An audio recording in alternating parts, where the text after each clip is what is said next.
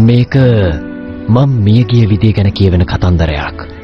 හැබැයි ඒ වුණාට කිසි දෙයකට බය වෙන්න එපා. මේ කතාව හරිම විනෝදයි. හැබැයි මේ කතාව මගේ නෙමෙයි. මේ කතාව ගෑනු ළමයෙක්ගේ. එයාගේ නම ආකාශා. මේ කතාව පටන් ගන්න හිරුත් එක්ක.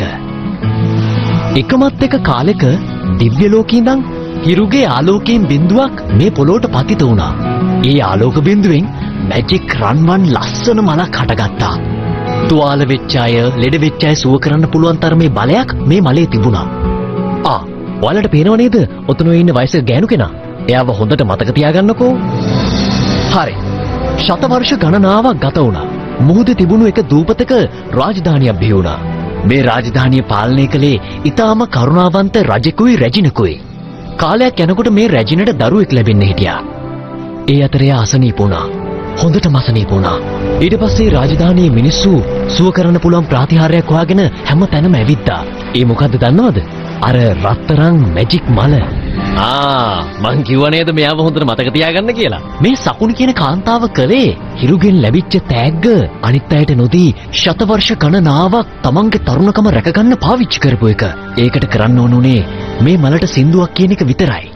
මලේ රන් මලේ දිවෙනු මාවතා කාලය හරවලා දෙනු මැනේ මා සතු දේ මෙමා සතු දේ. ඔන්න ඔගොල්ලෝ දැක්කන වෙච්ච දේ එක පාරට එයා තරුණ වුණා.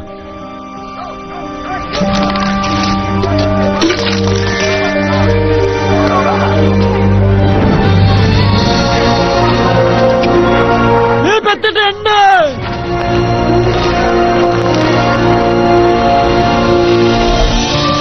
ඒ රත්තරන් මැජික් මලෙන් රැජින සුව වුණා. ඊට පස්සේ ලස්සන නිරෝගී කුමාරිකාවක් ඉපදුනා. එයාට තිබුණේ රන්වන් කොණ්ඩයක්.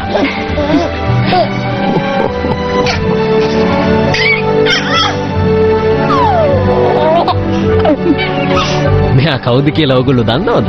මේ තමයි ආකාශා. කුමරියගේ උපන්දින දවස සමරන්න රජතුමායි රැජිනයි ලන්තෑරුම් අහසට පා කරලා ඇරියා. ඒ කාලේ කිසිම කරදරයක් නැතුව හැමදේම හොඳින් සිද්ධ වුණා.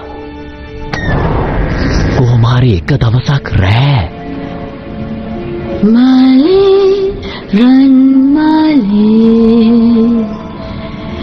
දිලෙනු මා පටා කාලය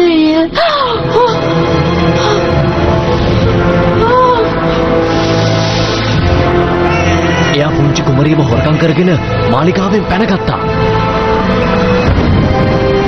රාජධානිය පුරාම හෙව්වත් එයාව හොයාගන්න නම් බැරි වුණා. කැලේ මැද්දට වෙන්න තිබුණු කුළුණක අර ගෑනු කෙනා මේ කුමරියව හංගගෙන හදා වඩා ගත්තා. කාලය හරවාලා දෙනු මැන මා සතු දේ මා සතු දේ.